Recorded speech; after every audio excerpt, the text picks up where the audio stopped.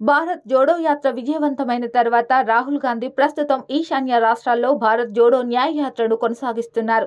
కేంద్ర ప్రభుత్వ విధానాలను తూర్పరపడుతున్నారు. పేద ప్రజలను, దళితులను, బీసీలను పట్టించుకోవడం లేదు అంటూ రాహుల్ గాంధీ ధ్వజమెత్తుతున్నారు. తన ప్రసంగాల్లో ఐశ్వర్యారాయ్, అభిషేక్ బచ్చన్, అమితాబ్ బచ్చన్ పేర్లను లాగుతూ కార్యకర్తలను, ప్రజలను ఆకట్టుకునే ప్రయత్నం చేస్తున్నారు.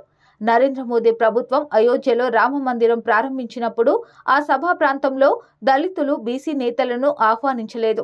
కేవలం అగ్రకులాలకు మాత్రమే పెద్దపీట వేశారు. 13% జనాభా లేని వాళ్లకు అగ్రతాంబూలం ఇచ్చారు. 80% పైగా ఉన్న బీసీలు, దళితులు, గిరిజనులకు ఆ వేడుకలో స్థానం లేకపోయింది అంటూ రాహుల్ గాంధీ విమర్శించారు. రామ మందిరం ప్రారంభ వేడుకల్లో మీడియాలో ఐశ్వర్యారాయ్, అభిషేక్ బచ్చన్, అమితాబ్ బచ్చన్ మాత్రమే చూపించారు. అటు చూడు ఐశ్వర్యారాయ్, ఇటు చూడు అమితాబ్ బచ్చన్ అంటూ ఊదరగొట్టారు. కానీ ఏ ఒక్క తక్కువ కులాలకు చెందిన నేతలు ప్రజలను ఆహ్వానించిన ఆనవాళ్లు కనిపించలేదు. తక్కువ జనాభా ఉన్నవారికే పెద్దపీట వేయడం సాధ్యమా అంటూ రాహుల్ గాంధీ విమర్శల వర్షం కురిపించారు.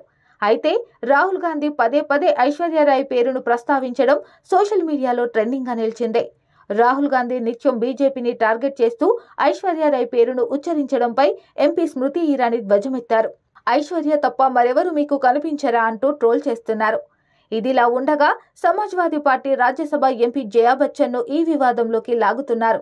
ప్రధాని మోదీపై విమర్శలు చేసే ఆమె ఈ వ్యవహారంలో ఎందుకు మౌనం వహిస్తున్నారు? ఐశ్వర్యారాయ్, అభిషేక్ బచ్చన్, అమితాబ్ బచ్చన్ పేర్లను పదే పదే ఉచ్చరించడంపై ఆమె ఎందుకు స్పందించడం లేదు అని ప్రశ్నిస్తున్నారు.